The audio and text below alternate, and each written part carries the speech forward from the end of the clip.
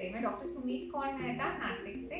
आज मैं आपसे बात करूंगी स्तनों के कर्क रोग के बारे में। भारतीय पॉपुलेशन में सबसे ज्यादा महिलाओं में कॉमनली पाया जाने वाला कर्क रोग है।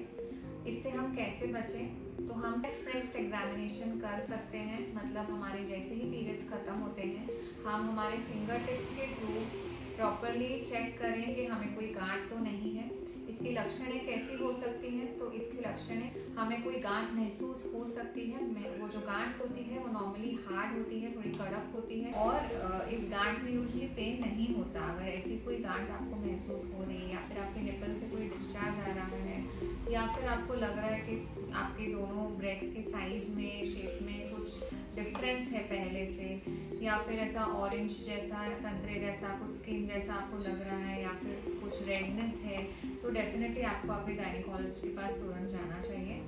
अब मुझे बताना आपको सबसे ज़्यादा ज़रूरी ये है कि अगर ये अर्ली स्टेज में पकड़ा जाए तो ये कम्प्लीटली क्योर हो सकता है। पेशेंट का लाइफ बिल्कुल नॉर्मल रह सकता है और आगे रिकरेंस के चांसेस भी बहुत कम होते हैं। लेकिन ये अगर अर्ली स्टेज में पकड़ा जाए तो सेल्फ ब्रेस्ट एग्जामिनेशन के साथ WHO ने ये भी रेकमेंड किया है कि जो महिलाएं 40 के ऊपर हैं वो हर साल एक टेस्ट कराएं जिसको हम मैमोग्राफी कहते हैं। मैमोग्राफी इसलिए भी ज़रूरी है क्योंकि कई बार हमारे फिंगर टिप्स में अगर हमें कोई गांठ महसूस ना हो तो जो प्री कैंसरस बिल्कुल ही छोटे लीजन्स होते हैं वो मैमोग्राफी पे पकड़े जा सकते हैं।